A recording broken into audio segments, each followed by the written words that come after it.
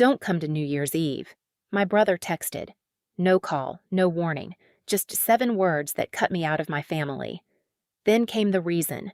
His fiancée was a corporate lawyer at one of those firms people whisper about like church. She couldn't know about my situation. My parents agreed.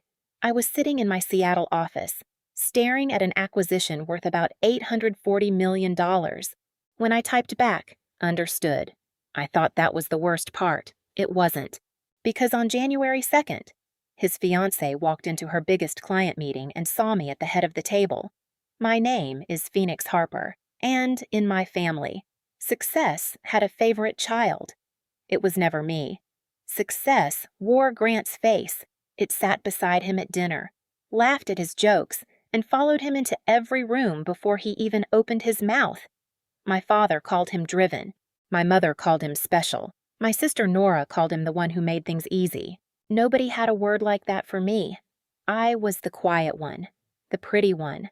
Sometimes, when relatives needed something kind to say. The odd one. When they thought I was not listening. I learned early that if I spoke too long about algorithms or software or the things that made my heart beat faster, someone would change the subject, usually to Grant. He had trophies on the mantle. I had a box of circuit boards under my bed. He had framed certificates in the hallway. I had notebooks full of ideas my father said sounded a little impractical. When I got into a top technology program, I told them over dinner. My mother looked up from pouring iced tea. My father said, "That's good. Honey." Then Grant announced he had been offered a summer position at a major consulting firm. Mom cried. I sat there with my acceptance email open on my phone under the table, watching her dab her eyes with a napkin. That was the night I stopped waiting for applause. Years later, when my first business collapsed, they remembered it perfectly. Every awkward detail, every unpaid bill, every family dinner where Dad cleared his throat and suggested I consider something stable. But they never noticed when I started again. They didn't notice the small Seattle apartment where I slept beside a folding table covered in coffee rings and investor notes. They didn't notice the $15,000 I stretched until every dollar screamed. They didn't notice the first client, or the first office, or the first year we hired more people than there were seats at my family's Thanksgiving table. To them, I stayed frozen in failure, so when they asked what I did, I gave them the smallest version of the truth. I work in tech. That was enough for them to stop listening. Then Grant brought Celeste Monroe home for Thanksgiving. She arrived in a cream coat, smelling like expensive perfume and cold city air. A corporate lawyer. Elegant. Careful. The kind of woman my parents treated like a guest in a trophy at the same time. At dinner, Celeste turned to me and asked, "So, Phoenix, what do you do?" I opened my mouth. Grant answered first. "She's in the startup world," he said, smiling like he was helping me, still finding her footing. The table went soft with pity. Celeste nodded slowly. "That can be unstable." I looked around, waiting for one person to say, "Actually?" Let her speak. No one did. So I lifted my water glass and smiled. They thought my silence was embarrassment. It was not. It was practice. By December 28th, the whole house had already moved on without me. I knew because the family group chat would not stop buzzing. Mom sent a picture of a black dress hanging on her closet door. Nora sent a mirror selfie with a caption about New York lights. Dad asked if anyone had confirmed the restaurant after midnight. Grant sent a photo of Celeste's parents' building lobby, all marble and brass, like even the walls had gone to private school. I was in my office in Seattle, reading through final notes for the January 2nd meeting when Grant's private message slid across my screen. "Don't come to New Year's Eve." For a second, I honestly thought I had read it wrong. Then the next bubble appeared. Celeste is a corporate lawyer at one of the top firms in the country. Her family is going to be there. She can't know about your situation. My situation. I looked around my office. The city was turning silver in the rain. A wall of glass reflected my face back at me. Calm on the outside, hollow behind the eyes. On my desk sat a thick folder for an acquisition worth about $840 million. But to Grant, I was still a problem to hide before I could answer. The group chat came alive. Mom wrote, "Honey, I think Grant is just trying to protect everyone's comfort. Everyone's comfort. Dad wrote, "This is important for his future." These are serious people. Nora added, "Maybe next year, when things are more settled for you." I read that one twice. More settled. They had no idea how settled I was. They had no idea that my signature was on payroll for hundreds of employees. They had no idea that lawyers, bankers, and executives were flying to Seattle in a few days to sit across from me. And the worst part was, none of them were curious enough to know. Grant texted again. "Celeste's family believes I come from a family of achievers. I don't want to complicate that." Yes, I knew exactly what he meant. I was the complication. I was the stain on the family portrait, the uncomfortable footnote, the sister he wanted to crop out before his new life could begin. My thumb hovered over the keyboard for a long time. There were so many things I could have said. I could have told him the truth. I could have sent him a photo of my office. I could have asked him what kind of brother needs his sister to look small so he can stand taller. Instead, I typed one word, understood. On New Year's Eve, they sent photos from a rooftop in New York, champagne glasses, black coats, Celeste smiling against the skyline. My mother wrote, "Such a perfect night." I sat alone in my apartment with takeout noodles going cold beside me. At 11:58, Grant sent one last private text. It was easier this way. That was when something inside me stopped begging to be seen. I looked at my calendar. January 2nd was circled in blue, and Celeste's name had just appeared on the legal team roster. The next morning, I woke before my alarm. Seattle was still dark, the kind of dark that makes every window look like a mirror. I stood barefoot in my kitchen, coffee cooling in my hand, and read Grant's message again. It was easier this way. Funny how 7 words can make a lifetime rearrange itself. By 6:30, I was in the office. Theo looked up from his desk the second I stepped out of the elevator. He knew my schedule better than I did, and he knew my face well enough to see what I was hiding. "Rough morning," he asked. "Busy one?" I said. That was all. In the boardroom, Maya was already reviewing the integration plan, sleeves rolled up, hair clipped messily at the back of her head. Jonah sat beside her with a stack of legal notes and a yellow pen between his teeth. These were the people who had seen me sleep on office couches, miss birthdays, rewrite code at 2 in the morning, and make decisions with millions of dollars on the line. They had never once asked me to shrink. Jonah slid a folder toward me. The outside legal team updated their roster. Celeste Monroe was added late. She's handling part of the technology transfer review and the payment schedule.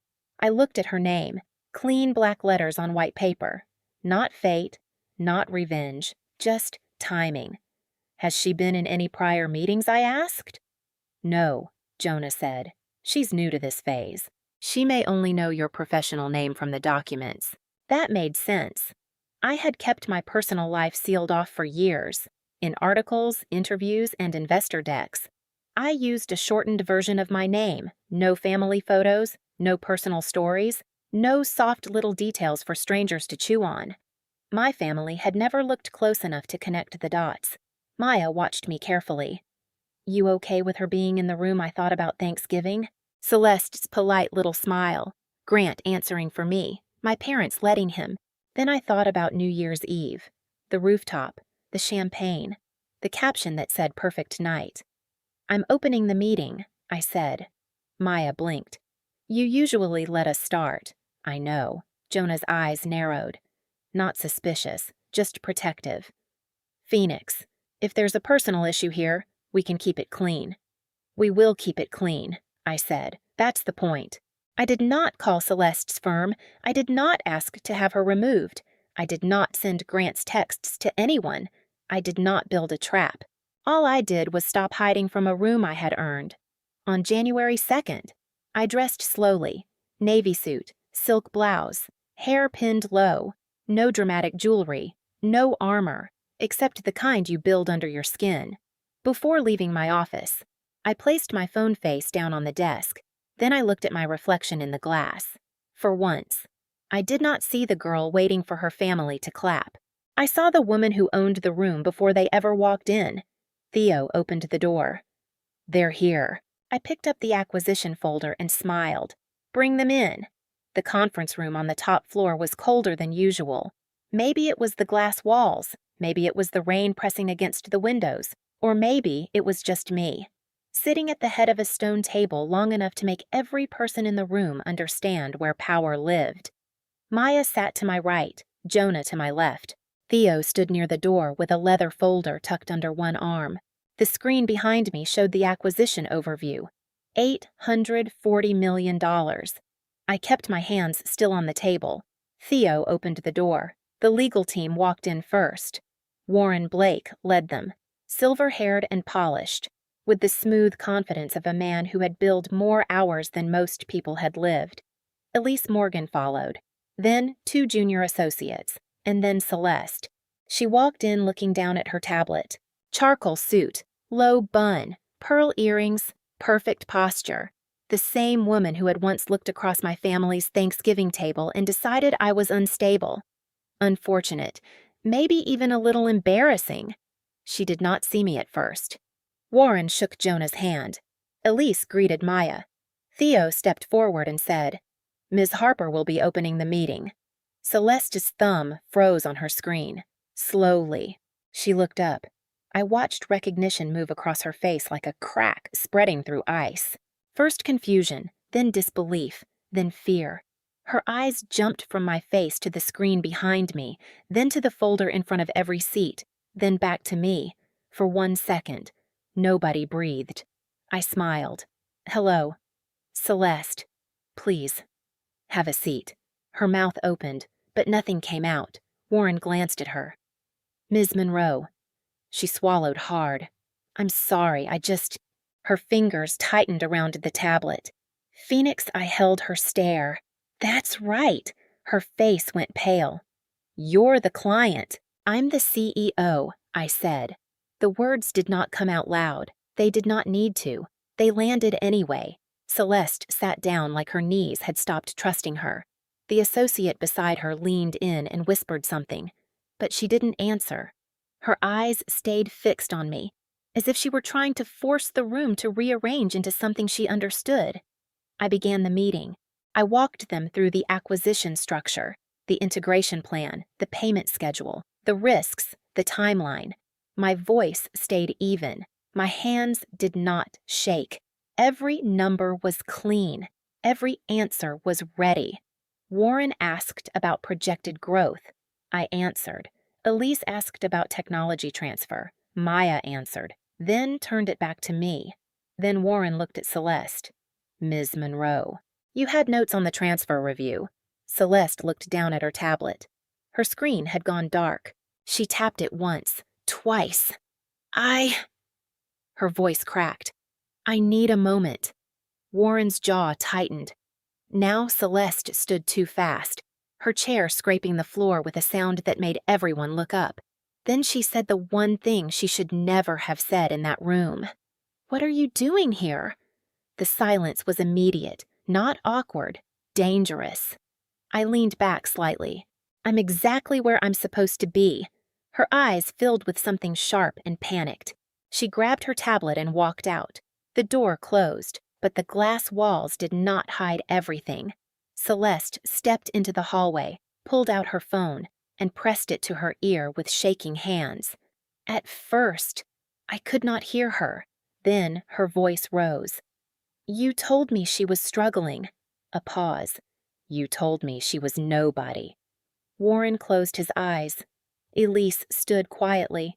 "I'll handle her section, please do," I said, and we continued. That was the part my family would never understand. I did not ruin the meeting. I saved it. By the time we finished, Victor Hale stood and shook my hand with both of his. "You built something rare," he said. "Thank you," I said. "We intend to protect what you built too, after they left." Theo brought me my phone. 42 missed calls. Grant, Mom, Dad, Nora. The group chat was exploding. Grant had written one message over and over. "What did you do?" I looked at it for a long moment. Then I turned the phone face down. "Nothing." That was my answer. My mother arrived first. Theo brought her to my office. and she stopped 3 steps inside like the view had pushed her back. Seattle stretched behind me in gray glass and rain. On the wall were framed articles she had never read, awards she had never asked about, photographs from company milestones she had never known existed. "Phoenix," she whispered. "Why didn't you tell us?" I almost laughed. Not because it was funny, because it was so late. "I tried," I said. "You heard startup and stopped listening." Her eyes filled, but even then. She reached for the wrong wound. "Celeste is humiliated. Grant says her parents feel deceived." I stood slowly. "And what did I do to deceive them?" Mom opened her mouth. Nothing came out. Grant came an hour later. He didn't sit. He paced in front of my desk, red-faced and stiff in his expensive coat. "You made me look like a liar," he said. "No," I said. "You made yourself one." His jaw flexed. "You let Celeste think you were struggling. You let her think I was nothing." He looked toward the windows, then back at me, as if the office itself offended him. "You could have corrected us." "I could have," I said, "but I got tired of proving I was worth basic respect. For the first time." He had no polished answer, so I gave him the truth he had spent years avoiding. "You needed me small. Grant. You needed me awkward, unfinished, easy to explain. Because if I wasn't the family failure, then maybe you weren't the family miracle." His face changed, not guilt yet, fear. The kind that comes when a person finally sees the mirror. The acquisition closed cleanly weeks later. Celeste withdrew from the team for personal reasons and transferred to another office. Grant and Celeste postponed the engagement party, then canceled it completely by spring. I didn't celebrate that. Broken people had built something fragile, and it broke under the weight of truth. Dad was the first one to ask for coffee. We met at a quiet place downtown. No speeches, no family performance. Just 2 paper cups between us and rain tapping the window. "I'm sorry," he said. I waited. He understood. "I'm sorry I didn't celebrate you. I'm sorry I told you to aim lower. I'm sorry I did not know my own daughter." That one hurt the most, because it was finally honest. I did not forgive everyone. Not right away. But I stopped accepting the version of love that required me to disappear. Months later, a magazine called me one of the quietest CEOs changing the future of supply chain technology.